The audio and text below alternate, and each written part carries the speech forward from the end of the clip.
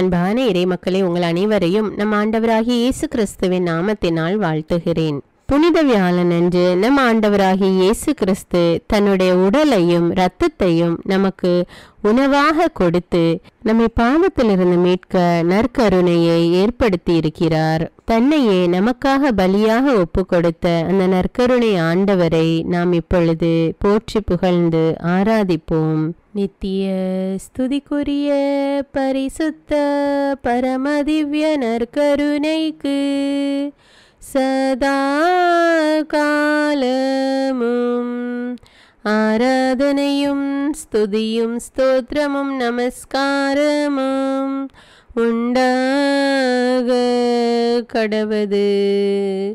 நித்திய ஸ்துதிக்குரிய பரிசுத்த பரமதிவ்ய நற்கருணைக்கு சதா காலமும் ஆராதனையும் ஸ்துதியும் ஸ்தோத்திரம் நமஸ்காரமும் உண்டாக கடவது.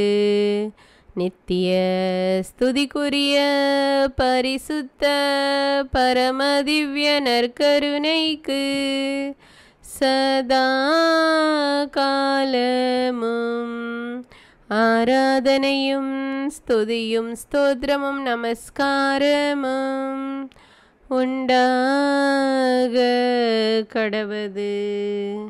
புனித லூக்கா எழுதிய தூய நற்செய்தியிலிருந்து வாசகம். அதிகாரம் 22, இறை வார்த்தைகள் 15 முதல் 20. இயேசு சீடர்களை நோக்கி, நான் துன்பங்கள் படுமுன் உங்களோடு இந்த பாஸ்கா விருந்தை உண்பதற்கு மிக மிக ஆவலாயிருந்தேன். ஏனெனில் இறையாட்சியில் இது நிறைவேறும் வரை இதை நான் உண்ணமாட்டேன் என்று உங்களுக்கு சொல்கிறேன் என்றார்.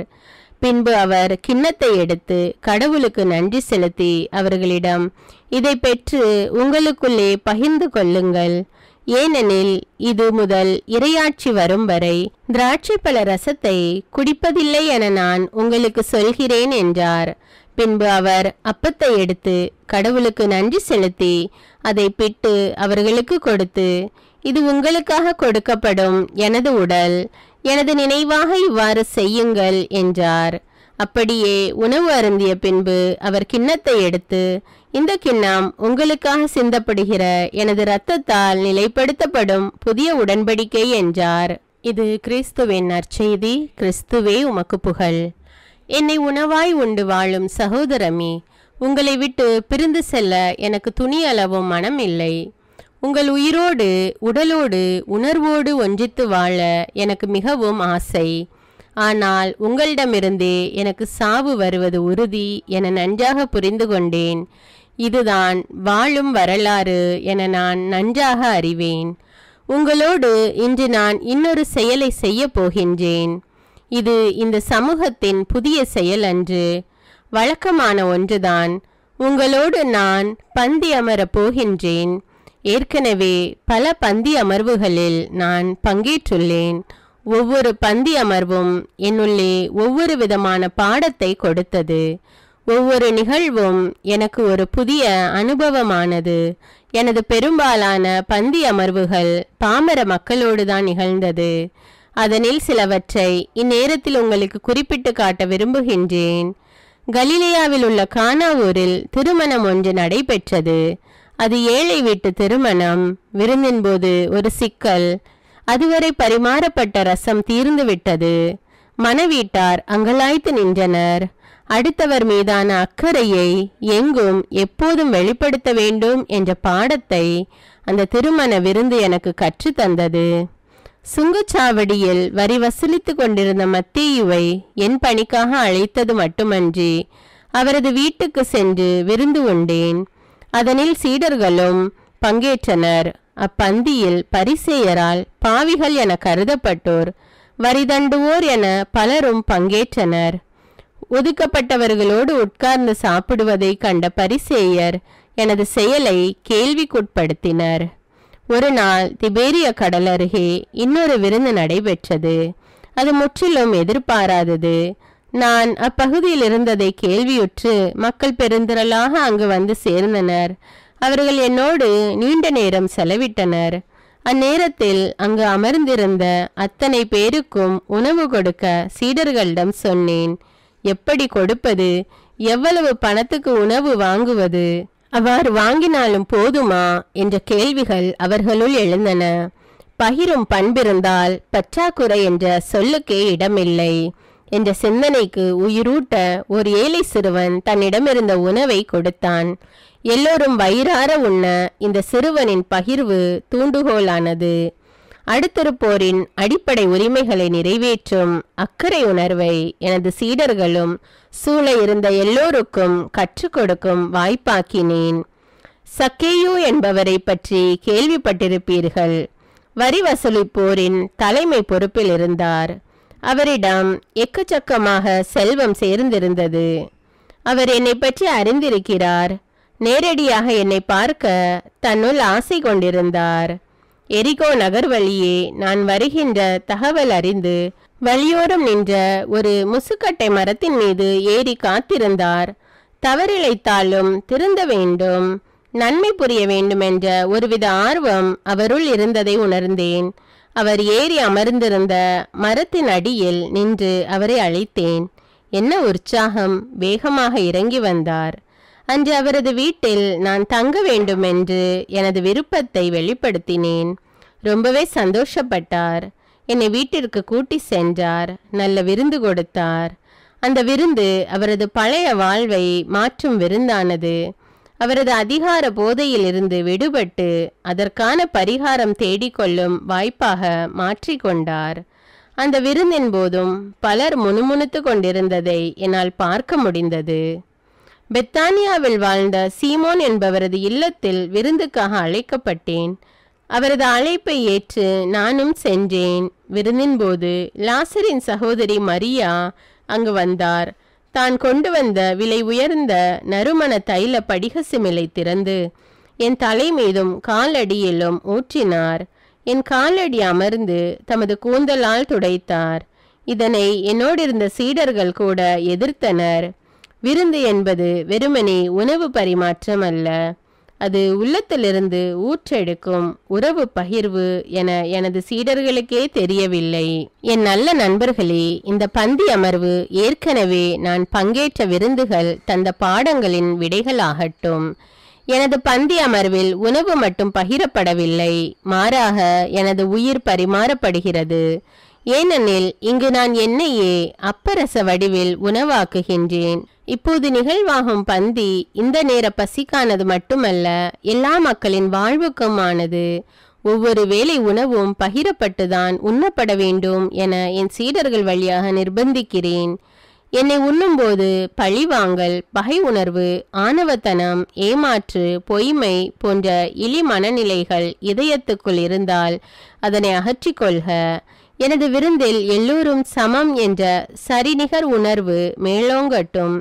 இந்த உணவு பரிமாற்றம் தியாகத்தின் அடையாளமாகட்டும். எனது உணவின் போது உயர்ந்தோர் தாழ்ந்தோர் என்ற பாகுபாட்டு சிந்தனைக்கே இடமில்லை. மானிட நட்புறவு சிறப்பை இந்த விருந்து வலியுறுத்தி கொண்டே இருக்கட்டும். பணிவு, பரிவு, பாசம், பகிர்வுக்கு என் உயிருள்ள இந்த உணவு எடுத்துக்காட்டாக நினைவு கூறப்படட்டும். மனிதம் வளர்க்கும் ஒவ்வொரு தியாகமிக்க பணிவிடை செயல்பாடும் என்னை நினைவூட்டும் நல்ல உணவு பகிர்வு போல அமையட்டும். இதைத்தானே நீங்கள் நற்கருணை என பெயரிட்டுள்ளீர்கள். எப்போதெல்லாம் பாசம் கலந்த பகிர்வு நிகழ்வாகிறதோ, எப்போதெல்லாம் பணிவு நிறைந்த பணிகள் நிறைவேறுகிறதோ, எப்போதெல்லாம் தியாகம் செறிந்த உழைப்பு உருவேறுகிறதோ, எப்போதெல்லாம் சமத்துவமிக்க பார்வை நிலையாகிறதோ, எப்போதெல்லாம் உண்மை கொண்ட பகிர்வு செயலாகிறதோ, எப்போதெல்லாம் அக்கறை மிக்க அணுகுமுறை பணியாகிறதோ, எப்போதெல்லாம் உயிர் காக்க உதிரம் தானமாகிறதோ, எப்போதெல்லாம் நிபந்தனையற்ற உறவு பரிமாறப்படுகிறதோ, அப்போதெல்லாம் என் பெயரால் நீங்கள் கொண்டாடும் நற்கருணை விருந்து அர்த்தமானது, இல்லையேல் அது அபத்தமானது. இயேசுவின் வார்த்தை ஒளியில் சில நிமிடங்கள் அமைதியாக தியானிப்போம். திருப்பாடல் வழியாக தியானிப்போம். உங்கள் பதில்: ஆண்டவரே, என் உயிரை காத்தருளும். அவரை நான் மன்றாடிய நாளில் எனக்கு அவர் செவி சாய்த்தார். ஆண்டவரே, என் உயிரை காத்தருளும். சாவின் கயிறுகள் என்னை பிணித்து கொண்டன, பாதாளத்தின் துன்பங்கள் என்னை பற்றி கொண்டன, துன்பமும் துயரமும் என்னை ஆட்கொண்டன. ஆண்டவரே, என் உயிரை காத்தருளும். நான் ஆண்டவரது பெயரை தொழுதேன். ஆண்டவரே, என் உயிரை காத்தருளும் என்று கெஞ்சினேன். ஆண்டவரே, என் உயிரை காத்தருளும். ஆண்டவர் அருளும் நீதியும் கொண்டவர், நம் கடவுள் இரக்கமுள்ளவர். ஆண்டவரே, என் உயிரை காத்தருளும். எளிய மனத்தோரை ஆண்டவர் பாதுகாக்கின்றார். நான் தாழ்த்தப்பட்ட போது எனக்கு மீட்பளித்தார். ஆண்டவரே, என் உயிரை காத்தருளும். என் நெஞ்சே, நீ மீண்டும் அமைதி கொள், ஏனெனில் ஆண்டவர் உனக்கு நன்மை செய்தார். ஆண்டவரே, என் உயிரை காத்தருளும். என் உயிரை சாவினின்று விடுவித்தார். என் கண் கலங்காதபடியும் என் கால் இடராதபடியும் செய்தார். ஆண்டவரே, என் உயிரை காத்தருளும். உயிர் வாழ்வோர் நாட்டில் நான் ஆண்டவர் திருமுன் வாழ்ந்திடுவேன். ஆண்டவரே, என் உயிரை காத்தருளும். மிகவும் துன்புறுகிறேன் என்று சொன்னபோதும் நான் நம்பிக்கையோடு இருந்தேன். ஆண்டவரே, என் உயிரை காத்தருளும். எந்த மனிதரையும் நம்பலாகாது என்று என் மனக்கலக்கத்தில் நான் சொன்னேன். ஆண்டவரே, என் உயிரை காத்தருளும்.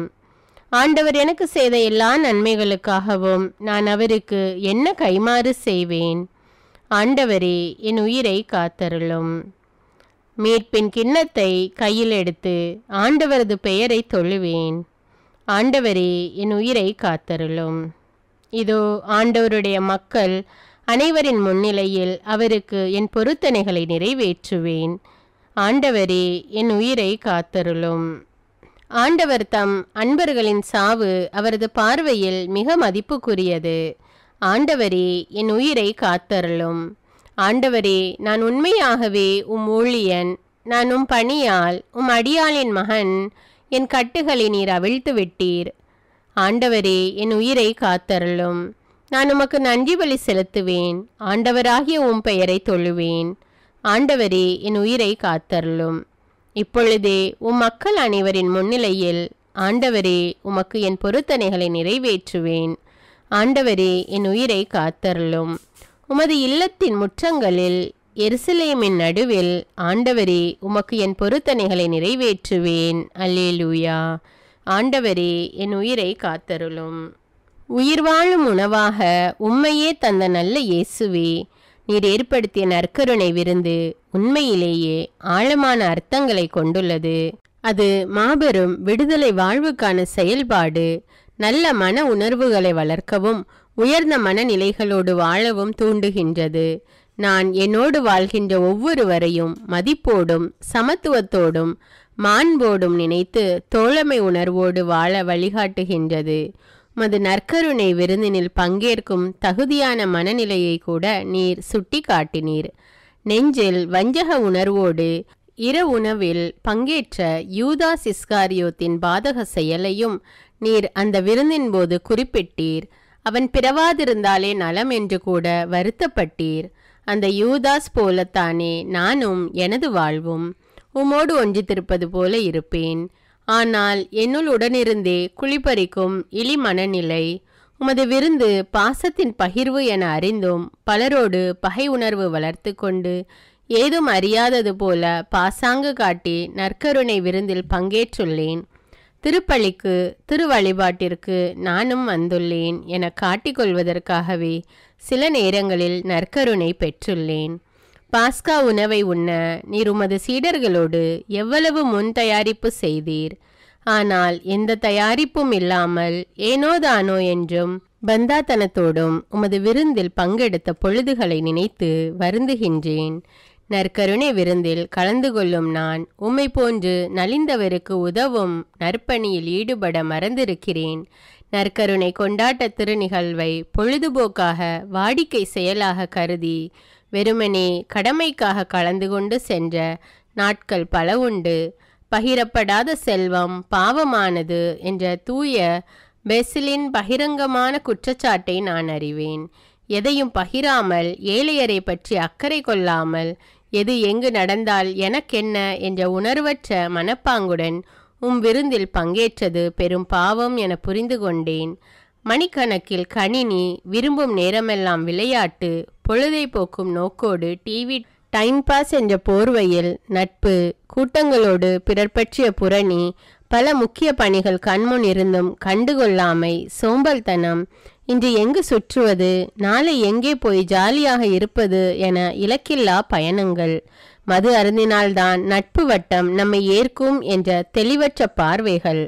இது மட்டுமா, என்னை சூழ வாழும் ஒரு சிலர் பங்கில் சமூகத்தில் தெரு வீதிகளில் ஒருங்கிணைந்து திட்டமிட்டு ஏதேனும் நல்லவை செய்தால் பொறாமை நிறைந்த எனது கேலி கிண்டல்கள், பழிப்புகள் என என்னவெல்லாமோ அநியாயங்கள் செய்துவிட்டு அழகான உடை உடுத்தி அற்புதமாக பேசி உமது தியாக விருந்தில் பங்கேற்றது அராஜகமிக்க அரக்கத்தனம் என மனதார உணர்கிறேன். குடும்பம் ஒரு கோவில். குடும்பத்தில் வாழும் ஒவ்வொருவரும் கண்காணும் கடவுள். குடும்பத்தில் உடன் வாழ்வோரின் குறை நிறைகளை கடந்து அன்பு செலுத்துவதில்தான் குடும்ப சந்தோஷம் கூடி வாழ்கிறது. கூடி வாழ்வோரின் சிறு சிறு தவறுகளை கூட பெரிதுபடுத்தி அதை ஊரெல்லாம் ஊதி பெருக்கி மானமிழக்க செய்யும் பண்பற்ற மனநிலை என்னிலும் இருக்கிறது. என் சுயநலத்திற்காக பெற்றோர் பிள்ளைகள் உடன்பிறப்பு என்றும் பாராமல் சதியாட்டம் போடும் பேயெண்ணமும் என்னிலுண்டு. குடும்ப உறவுகளில் நலமான நட்புகளில் உமை உணராமல் வெறுமனே ஆலயத்தில் வந்து எதையெதையோ பிதற்றி கொண்டு நற்கருணை பந்தியில் வந்து நின்ற எனக்கும் யூதாசுக்கும் என்னதான் வித்தியாசம்? எல்லோரையும் சமமாக பார்த்த இயேசு சமத்துவம் உணர்த்தும் உமது விருந்தில் ஏழை பணக்காரர் என்றோ, படித்தவர் பாமரர் என்றோ, திறமைசாலி திறமையற்றவர் என்றோ, அறிவாளி கோழை என்றோ, அழகானவர் அசிங்கமானவர் என்றோ, உயர்ஜாதி தாழ்ஜாதி என்றோ, சிறியவர் பெரியவர் என்றோ, ஆண் பெண் என்றோ, நெட்டை குட்டை என்றோ, சிவப்பு கருப்பு என்றோ எந்த பாகுபாடும் இல்லை. விருந்தினில் எல்லோரும் ஒன்றே. என் அன்றாட வாழ்வில் இந்த பாகுபாடுகளை மையப்படுத்திய எனது பல செயல்பாடுகளை அமைத்திருக்கின்றேன். பங்கு, மறைக்கல்வி, இயக்கங்கள், பக்த சபைகள், சங்கங்கள், குழுக்கள், அன்பியங்கள், பங்கு அருள்பணி பேரவை என்ற எல்லா மக்கள் பங்கேற்பு தலங்களிலும் ஆட்களை வேறுபடுத்தி பார்க்கும் கீழான மனநிலையோடு நடந்திருக்கிறேன். அவ்வாறு ஆட்களை தரம் பிரித்து பார்ப்பது உமது உயிர் உணவை சிதைப்பதற்கு ஒப்பானதல்லவா? இவைகளுக்காக இந்நேரத்தில் மனம் வருந்தி உம்மிடம் வேண்டுகின்றேன். பொது வேண்டுதல்கள். உங்களுடைய பதில்: நற்கருணையாக வாழும் வரம் தாரும் இயேசுவே. இருப்பதை இல்லாதவரோடு பகிர்ந்து நற்கருணையாக வாழும் வரம் தாரும் இயேசுவே. பாசத்தை எல்லோருக்கும் வழங்கி நற்கருணையாக வாழும் வரம் தாரும் இயேசுவே. தியாகத்தால் என்னையே கரைத்து நற்கருணையாக வாழும் வரம் தாரும் இயேசுவே. உண்மையோடு நன்மைக்காக உழைத்து நற்கருணையாக வாழும் வரம் தாரும் இயேசுவே. நீதியோடு நேர்மையில் நிலைத்து நற்கருணையாக வாழும் வரம் தாரும் இயேசுவே. பரிவோடு பணிகளில் இணைந்து நற்கருணையாக வாழும் வரம் தாரும் இயேசுவே. இரக்க செயல்பாடுகளில் ஒன்றித்து நற்கருணையாக வாழும் வரம் தாரும் இயேசுவே. சமத்துவ பார்வையை வளர்த்து நற்கருணையாக வாழும் வரம் தாரும் இயேசுவே. அடுத்தவர் மீதான அக்கறையில் வாழ்ந்து நற்கருணையாக வாழும் வரம் தாரும் இயேசுவே. பொதுமை பணிகளில் என்னையும் பிணைத்து நற்கருணையாக வாழும் வரம் தாரும் இயேசுவே. உறவை உயிர் போல காத்து நற்கருணையாக வாழும் வரம் தாரும் இயேசுவே. பிறரது உணர்வுகளை உளமாற மதித்து நற்கருணையாக வாழும் வரம் தாரும் இயேசுவே. உழைப்போர் உரிமைகளை பாதுகாத்து நற்கருணையாக வாழும் வரம் தாரும் இயேசுவே. அன்பிழந்தோருக்கு அன்பை வழங்கி நற்கருணையாக வாழும் வரம் தாரும் இயேசுவே. அறநெறிகளில் அன்றாடம் சிறந்து நற்கருணையாக வாழும் வரம் தாரும் இயேசுவே. ஆறுதலான வார்த்தைகளால் பிறரை அரவணைத்து நற்கருணையாக வாழும் வரம் தாரும் இயேசுவே. புன்னகையால் பிறர் மனம் புகுந்து நற்கருணையாக வாழும் வரம் தாரும் இயேசுவே. என்னை இழப்பதால் பிறருக்கு வாழ்வு கொடுத்து நற்கருணையாக வாழும் வரம் தாரும் இயேசுவே. இரத்த தானம், கண் தானம், உறுப்பு தானங்களால் நற்கருணையாக வாழும் வரம் தாரும் இயேசுவே. எதையும் மிகுந்த ஈடுபாட்டுடன் செய்து நற்கருணையாக வாழும் வரம் தாரும் இயேசுவே. 2000 ஆண்டுகளுக்கு பின்னும் உயிர் பிரசன்னமாக எம்மோடு வாழும் இயேசுவே, உம்மை எங்களுக்கு தந்ததால் நாங்கள் உமது உள்ளத்தை பெற்றுள்ளோம். சமூக வாழ்வில் நீர் எவ்வாறு சிந்திப்பீர், செயலாற்றுவீர் என்பதை எம் உள்ளங்கள் தெளிவுற உணர்ந்து உறுதிப்பாட்டுடன் வாழ செய்யும். ஒவ்வொருவரிலும் உயிர் வாழும் உம்மை கண்டு உறவோடு வாழும் உயர்ந்த பார்வையை தாரும். உமது உயிரினை உட்கொள்ளும் நாங்கள் உம்மை போன்று எம்மையும் எம்மிடம் இருப்பதையும் உள்ளன்போடு பகிர்ந்து வாழும் பாச உணர்வை தாரும். இதனால் நாங்கள் ஒவ்வொருவரும் நடமாடும் நற்கருணையாக நாளும் வாழ வரம் தாரும். ஆமீன். நித்திய ஸ்துதிக்குரிய பரிசுத்த பரமதிவ்ய நற்கருணைக்கு சதா காலமும் ஆராதனையும் ஸ்துதியும் ஸ்தோத்திரமும் நமஸ்காரமும் உண்டாக கடவது. நித்திய ஸ்துதிக்குரிய பரிசுத்த பரமதிவ்ய நற்கருணைக்கு சதா காலமும் ஆராதனையும் ஸ்துதியும் ஸ்தோத்திரம் நமஸ்காரமும் உண்டாக கடவது. நித்திய ஸ்துதிக்குரிய பரிசுத்த பரமதிவ்ய நற்கருணைக்கு சதா காலமும் ஆராதனையும் ஸ்துதியும் ஸ்தோத்திரமும் நமஸ்காரமும் உண்டாக கடவது. அன்பான இறைமக்களே, நற்கருணை ஆகினேன் என்ற தலைப்பில் இன்று நாம் நற்கருணை ஆராதனையை தியானித்து ஜெபித்திருக்கிறோம்.